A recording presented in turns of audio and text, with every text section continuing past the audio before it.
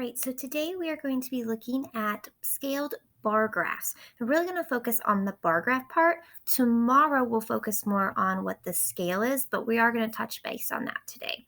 All right, so today we are going to start with your mental math. So you're going to move these icons to where they should go. So these already have some equals. Some of them already have the operation. So you just kind of have to move it around to make the fact family. Okay. But today, our big focus, like I said, is the bar graphs, right? We need to know how to read these. Think about like when we're voting, right? We want to be able to see an easy way of what are the different things that people voted for, and then we can have a visual with that. So today we're going to create a scaled bar graph based on data and answer a one-step problem based on this data. So we're going to, you already did your mental math. We're going to talk about what a tally chart is, what a bar graph is, and then I'm going to model for you, and then you have some things to work on. All right. So first, I want you, when this video is over, I want you to go, and after you did your mental math, to watch this brain pop video. And it kind of explains in a really good way of tally charts and how those can be used to help make bar graphs. I'm going to show you a little bit here. So a tally chart, right, is where you make these little lines, okay, and it's an easy way to see like how many things did people vote for or how many things would you want for your data. So it's keeping record of your data or any information that you need to see.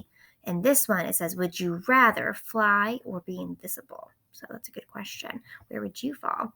So you could just make a bunch of lines, right? But then that might be difficult to see. So here we can make this line going down the middle, and that shows it's 5. It makes it more of like a picture.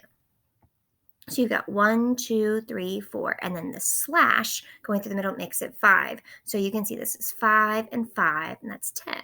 5, so that's 5, right? It's an easy way to see that rather than having to count each individual one, right? Here you can see that they made these bugs that are all over here. They counted them for this insect collection, and that they counted 2 bees, so they put 1, 2. They counted 5 flies, because I see that slash here, 1, 2, 3, 4, 5. And then you see the ladybugs, they only had 4. There's no slash. 1, 2, 3, 4. Okay, and then they turn that into a bar graph, and that's what we're going to talk about next. This is a way to take your tally chart and make it into a bar graph. Those 2 bees, those 5 flies, those 4 ladybugs. Okay, because a bar graph is a graph that's using rectangular bars like this, okay, to show each value. The bars can be horizontal or vertical, so they can go up and down or side to side.